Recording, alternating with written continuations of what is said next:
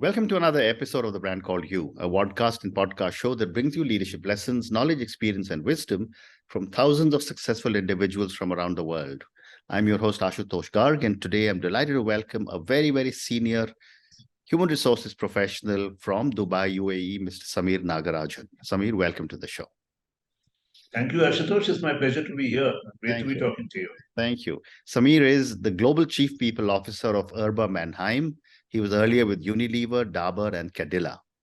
So, Sameer, before we talk human resources, tell me about your own journey in brief. So, Ashutosh, first of all, thank you for this opportunity. I graduated in commerce. I did a BCom. I'm pleased to say that I still remember a little bit about how books of accounts have drawn up and ratios, which has stood me in a lot of good use later in my career. But then immediately at that point in time, I went on to do an MBA in HR from XLRI Jamshedpur. I am from the 88 batch. Okay. Started my career with Siba Gaigi, which is now part of the company called Novartis. Then 4 years I was a consultant in HR with A.F. Ferguson and Company, and did consulting work in HR for their clients. I then had two stints with Hindustan Lever and Unilever, aggregated 19 years. In between, I left Levers for 3 years to set up the HR function for a building materials company called BPB India Gypsum Limited. And I'll come back to that in a bit. But then at the end of my second stint with Unilever, I did reinvented employee relations in India, then went abroad. Then I joined Dabur for 3 years, and then Cadilla, and now with Erba. Amazing. I think what has marked my career has been two things. One is that unusually, for most people in HR, I think I spent a lot of time in factories. And it's still my first love. So, the entire industrial relations gamut, productivity, TPM, TQM, 5S, both Japanese concepts and the more US and Western concepts. And then the second thing that has marked my career since 2000, so about 22 years now, and the majority of my career has been creative. I've either created the function or reinvented the function. So in Gypsum, I set up the function from scratch, first in India and then across Asia. Head of employee relations and levers, I'm proud to say that I played a significant role in reinventing employee relations in Unilever.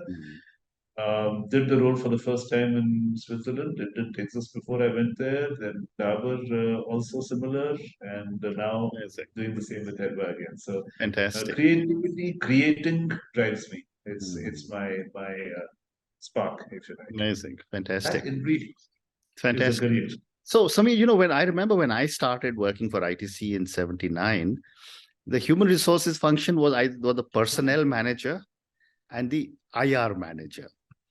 Over the years, this has evolved into the CHRO role, which is a very key role in most companies. I'd love to get your perspective on how has the function evolved over the years.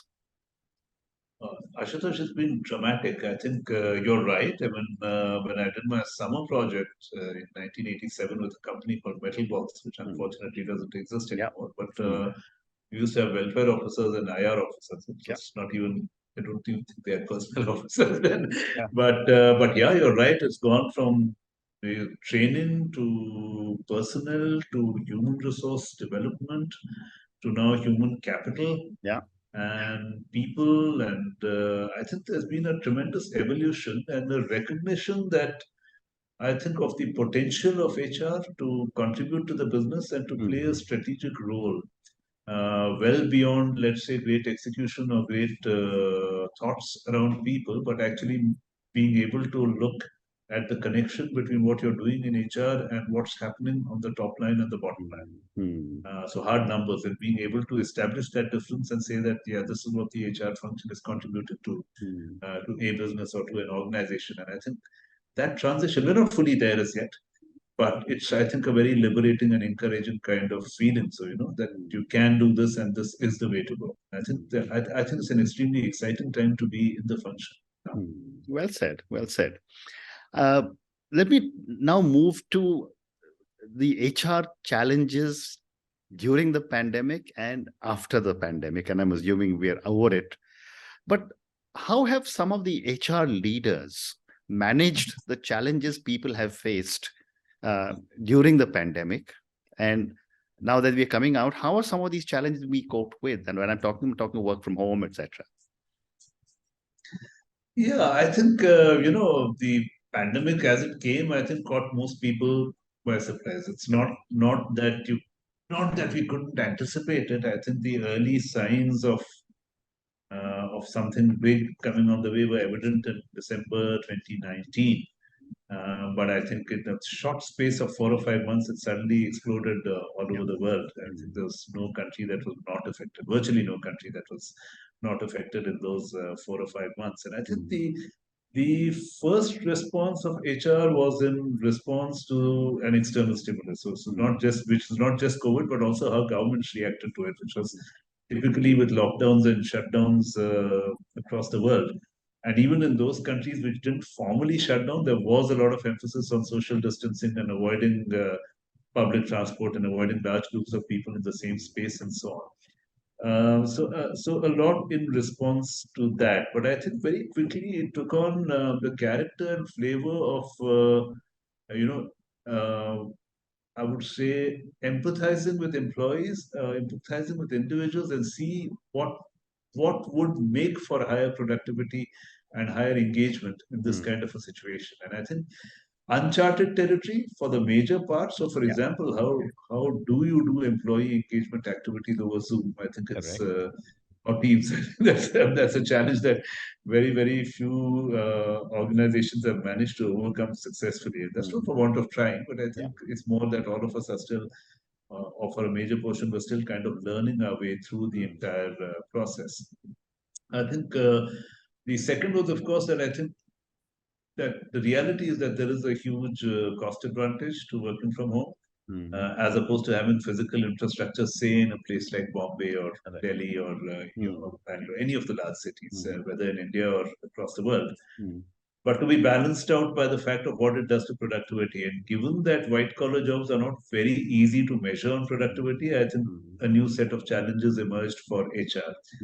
I think the third part of it, unfortunately, has been that there have been job losses. And I think we're still not at an individual level. I don't think everyone has recovered from it. I think there are still people who are suffering the effects of job loss during the pandemic, be it either the loss of employment or be it the loss, not being paid as much as they used to be paid or not finding the kind of work that they did find. But I think these three responses have kind of defined how organizations have responded at an individual level during the pandemic. Now, I think post-pandemic, it's again turning out to be interesting, and I agree with you. I'm also assuming that we are in a post-pandemic phase, although in all fairness, in all honesty, if you look at the statistics, we are not out of the woods as yet, and it's not very safe to assume that everything is over. But I think there's a general sense of weariness with lockdowns and social distancing and rules, and everyone is like, let's get on with it and see what we can do. Plus, I think the availability of vaccines that has also helped. But I think now there's a whole lot of new interesting stuff emerging. I think the combination of Gen Z, the effect of lockdowns, and the future of work, I think is emerging as a new area of study by itself. And I think on the one hand, you have organizations like the social media firms which are saying that they're not going to come back to working from office for another year and a half, 2 years, whatever. And on the other hand, I think old brick and mortar firms which are slowly making the moves that are required to get people back to the workplace. And I think combination of, interestingly, I've also seen that no one is really issuing a diktat and saying come back to work from tomorrow. But they're about 2 days in a week, incentivizing people, it'd be good to meet, that kind of thing. So I find that also very interesting in terms of how it's shaping. I see those trends will continue. I mean, there's one area where I'm still watching with interest. I thought working from home would take off for the simple reason that there's a tremendous saving in cost. Again, going especially in the major metros and large city kind of format across the world. Interestingly, I think business is looking at that question a little more coolly. I mean, so it doesn't seem to be a pure cost-benefit kind of equation that is happening there. So that's something where I think I might yet be proved wrong, but let's see. Very interesting.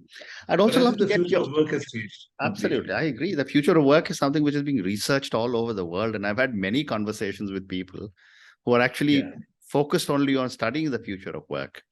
But moving on, Sameer, there was this whole thing of the Great Resignation, and now there is the Great Termination. I'd love to get your perspective on what is happening in this whole thing of the resignations and the terminations. Is it purely economic, or is it technology which is beginning to make a change? I think a combination of several. At a human level, Ashutosh, what I figure is that a lot of people have been through a near-death experience. I mean, even if you were never infected with COVID, you would have, you would have been swamped with social media, swamped with messaging around COVID. You've had vaccinations, and I think everyone, bar none, has seen people die around. Yep. Close friends, family members, whatever. Yeah. I think there is a tremendous churn that is happening at the individual level. People saying, what am I really in this for? I mean, look at the generational changes. And my dad worked in the railways, and he spent a career with the railways. And I think it never even struck him that he could look outside. Correct. By today's standards, the projects he handled were huge. Yeah, I mean, we were talking about 1,000 crore projects in the 70s and 80s. He never thought of leaving. He was very happy, and he said, life is good, and career goes on. And if compare with me, I made job changes, but as my CV shows evidently, that they were always but they were more. I've been more of an organization man. Yeah? It's about working, being employed, contributing, a certain expectation of mutual engagement, mutual trust and reward, and so on. I think some of those old assumptions have been shattered. I think they've gone out the window. So people are like, what do I really want to do?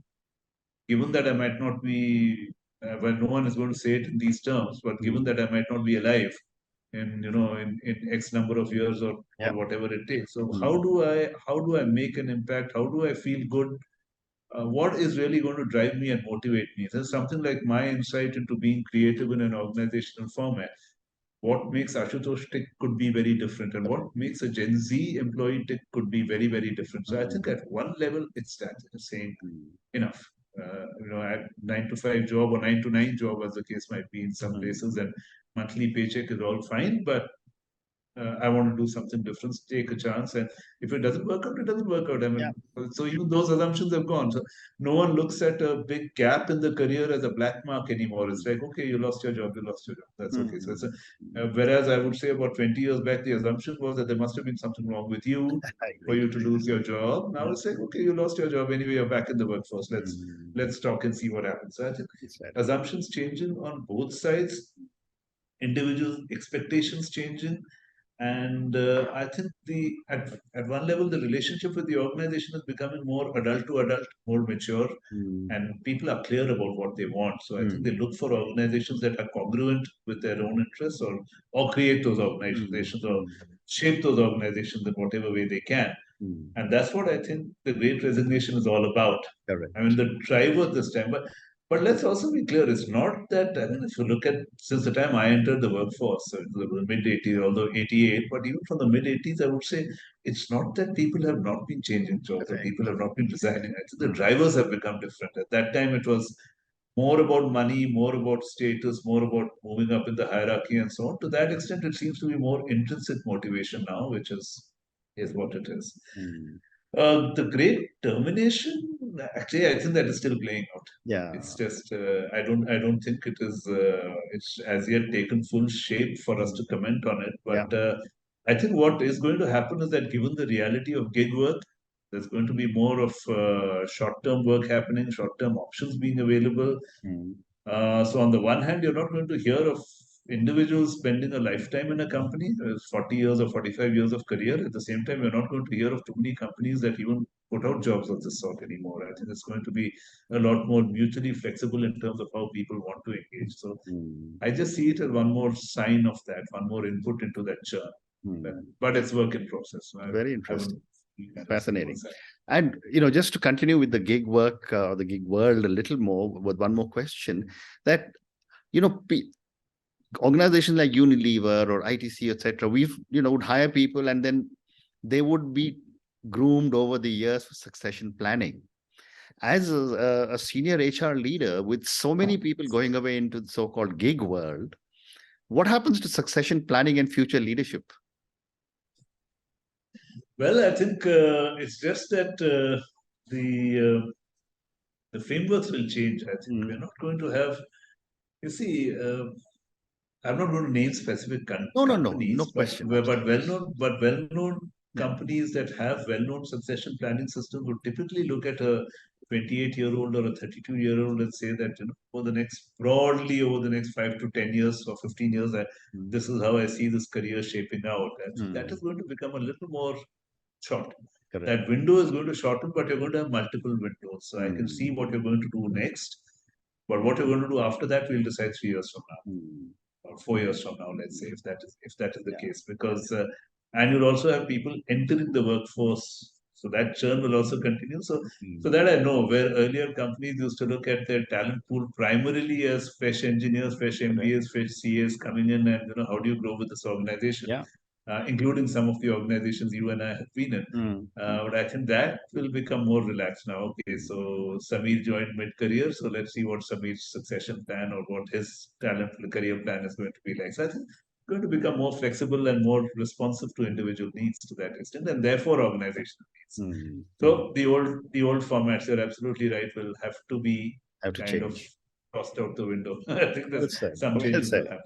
The other thing that is being debated a lot, and I've spoken to many, leaders from human resources, is this whole thing of moonlighting. Possibly partly linked to gig, but it was interesting. Someone told me a fascinating story about a very major global company CEO got off in an aircraft, got into an Uber. And the driver, he got talking to the driver and he says, "Oh, I've got a very, very good company. I work for there sometimes, but I drive, and it's the same company that this guy was chairman of." Okay. And it came as a bit of a shock. What are your thoughts on moonlighting? Moonlighting is not new. I mean, I know it's been around since anyone's been around. And I think the only qualifier has always been that, is your employer aware of it? And as long as they're aware of it, it's never been an issue. So I personally have not understood very much about why it is.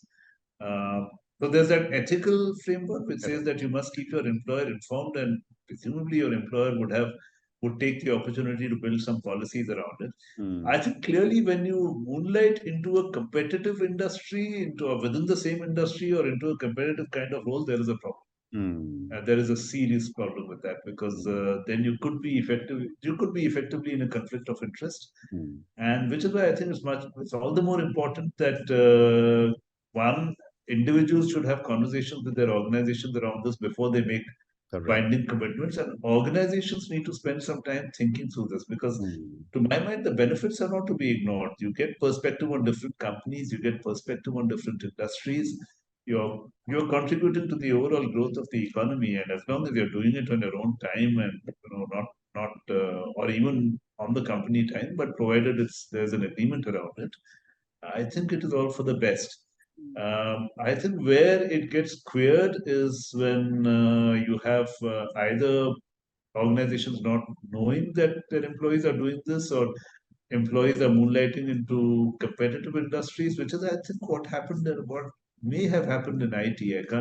I can't speak with authority because I don't know the individual cases there. But I suspect, if you're talking to a coder who's moonlighting, well, he's coding. Now, you could argue that is theoretically or even practically a conflict of interest. And you would probably be right. But I think, again, it's not something that's going to go away, because if you are, on the one hand, there are competitive pressures on the nature of work. And so, as you rightly said, if you're giving me a gig job, which is, let's say, 4 hours for 3 months, 4 hours a day for 3 months, and then tell me that there's a list of things I can't do outside those 4 hours, in other words, in the other 20 hours a day, you can expect a negotiation around it. Again, I think that's something that organizations have to think through and be prepared to be flexible on. You could have boundary conditions, but beyond those boundaries, I don't think we should be too, sanctimonious, like what we do or don't do. I agree with you. I think the whole paradigm of working is changing all over the world. But, I want one more question for you, and that is on the use of technology. I now understand that human resource functions are using artificial intelligence quite extensively to manage talent. Yes. I'd love to get your human perspective on this. I think it's a very welcome trend. So, for example, I do know of organizations that, for example, are using AI in recruitment. And that's just one example where you could interface like this with a screen and answer questions in an interview. And the AI is looking at your body language, looking at your expressions, and of course, the words that you speak and what they mean in an overall context. Yeah. Similarly, the use of AI, I think, is extensive now in transaction. The transactions of in the hire to exit cycle. So, whether it's leave or access to policies or attendance or query management these are all things that are happening on an ongoing basis. And I think it's a welcome trend because one, it's far more responsive as far as the employee is concerned. Yeah. You get answers on the spot, you get feedback on the spot, and there's a lot more trust and credibility. And for the organization, because you save time, you save energy, and for the HR function, because you have time to focus on the strategic things, the big things that really make a difference to the business. Where I think one needs to be a little careful is that the heuristics and algorithms of AI are based on humans. And so, for example, there was a recruitment AI which actually perfectly duplicated all the selection biases of the people around it. So there were issues over a period of time. The data showed that there were issues around diversity. There was discrimination happening with the AI because ultimately the AI has to source the algorithm from somewhere. So I think just need to, and that's early trends. You just need to be careful that we don't transfer our biases into the AI. And then, of course, ChatGPT is a different ballgame altogether. So I think I just read yesterday that a ChatGPT answered a business manager, got an MBA from Harvard, basically. Yes. They got a score of a B. And they're now trying to see whether they can the chat can also handle queries for other professional exams and so on. So that's a different boundary altogether. Absolutely. I think then you're talking about people, systems replacing people to some extent, if not at least a preliminary kind of extent. So exciting, but space to watch. Absolutely. Well, ChatGPT is still very early days, but I've been experimenting with it. It's absolutely incredible. But Sameer, my last question to you now, and this is for the thousands of people who will listen to our conversation, based on your own amazing journey, and you've worked in India, outside India, multiple organizations, what would you say are 3 lessons or 3 learnings you want our viewers and listeners to take away? Well, the first one I would say is never stop learning. And I think it might, and seek those experiences that give you learning. There's no such thing as a bad experience. Only bad experience is the one that you never learn from. Correct. So I worked in industrial relations because I liked industrial relations. And it was going against it, swimming against the tide. It was going against the norm, but I was like, good fun. Let's do it. And I still have very pleasant memories of my days in factories and reinventing IR or HR, if you like. I mean, so one of my learnings in those stints was that we unleash white collar energy and we do so well. Just think if you could unleash blue collar energy on the same scale, how much more beneficial it would be for organizations. Correct. So rather than taking a confrontational or educational stance to really focus now, what you do with that learning is up to you. And I think making the best of it. But so the first thing being never stop learning, but the second thing, seek learning that suits your style. So I think, for example, in my case, I learn more from doing things differently. So I do read a lot, I do think a lot. But ultimately, for me, it has to translate into action on the ground, and I then reflect on the action and feedback. So, and there are others I know who would prefer to conceptualize. There are others who would prefer a more academic, research-based environment. By all means, go for it. I think the options are available, and you don't need to fit into any of the existing heuristics anymore or any of the old heuristics anymore. So seek a learning style that works for you. And the third thing I would say is have fun. Enjoy the journey. It doesn't last forever. So I think the more you get energy out of what you are doing, the more you will contribute to what you're doing and make the world a better place and make your environment a better place to be in. So that in summary would be three large messages that Amazing, I like. amazing. And on that note, and your three amazing lessons: never stop learning, seek experiences for learning. Second, which is so important, learn from what suits your style. And the third one you said is so critical, which is to have fun. And I think that's something I've told all my colleagues wherever I have worked. Thank you, Sameer, for talking to me about your journey, about all the incredible things that are happening in human resources. I've learned some new things from you today. Thank you for speaking to me about artificial intelligence and how that is being used in HR, and how the jury is out on what can we expect as things like ChatGPT, etc., get very big. Thank you for speaking to me, and good luck. Thank you, Ashutosh. It's been a pleasure talking to you. Thank you. Thank you for listening to the Brand Called You videocast and podcast, a platform that brings you knowledge, experience, and wisdom of hundreds of successful individuals from around the world. Do visit our website www.tbcy.in to watch and listen to the stories of many more individuals. You can also follow us on YouTube, Facebook, Instagram, and Twitter. Just search for the Brand Called You.